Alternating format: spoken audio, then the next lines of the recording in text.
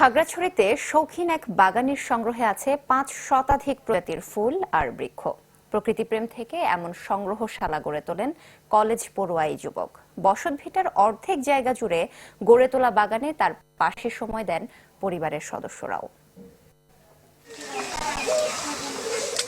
খাগড়াছড়ির শৌখিন বৃক্ষপ্রেমী অপু চৌধুরী দীঘিনালা উপজেলার পশ্চিম থানাপাড়ায় নিজ বাড়ির আঙিনায় এই কলেজ শিক্ষার্থী গড়ে তুলেছেন দেশি-বিদেশি শতাধিক প্রজাতির ফুলের সংগ্রহশালা।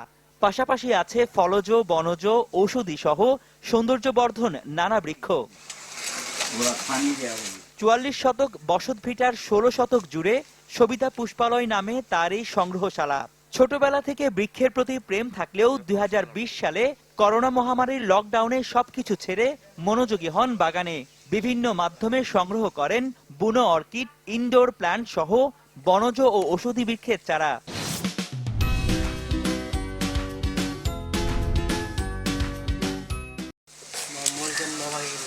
তার এই কাজে শুরু থেকে সহায়তা করেন পরিবারের অন্য সদস্যরা। এখনো বাগান পরিচর্যা থেকে শুরু করে নতুন নতুন চারা ও কলম সংগ্রহ করেন অপু। তার ইচ্ছা অদূর ভবিষ্যতে বাণিজ্যিক পথে হাঁটার। অনেক মানুষই এখন অর্কিড সম্পর্কে অবগত না, তা আমি চাচ্ছি আমি এটা নিজে জেনে আমি পাশাপাশি দেশের এবং এলাকার ওয়ার্ডের অন্যান্য মানুষদেরকেও জানাবো। তো সেজন্য আমি ওভাবে কাজ করতেছি। ইতিমধ্যে আমি ইন্ডিয়া থেকে এবং থাইল্যান্ড থেকে আমি আগে এনে দেখেছি কয়েকটা গাছ, দেখলাম আমি সফলভাবে করতে পেরেছি, গাছগুলোকে গ্রো করতে পেরেছি। তো আশা করছি সামনে আমি আরো ভালোভাবে এই বাগান এবং এই গাছপালা নিয়ে যাতে আমি কাজ করতে পারি, এটা আমার আশা আছে। এখন বছর জুড়ে বাড়ির চারপাশে ফুটছে রং বেরঙের দেশি বিদেশি ফুল। এছাড়া ফল ও ঔষধি গাছগুলো চাহিদা মেটাচ্ছে পরিবার ও প্রতিবেশীদের প্রয়োজনীয়তা। তার এমন কাজে খুশি পরিবারের সদস্য, প্রতিবেশী ও বন্ধু বান্ধব। অনেকে এসে ঘুরে বেড়ান এই বাগানে। খুব সুগন্ধি এগুলো অর্কিড বলে নাকি এগুলাকে, ভালো লাগে। প্রতিদিন আসি, দেখি বিভিন্ন রকমের ফুল আছে।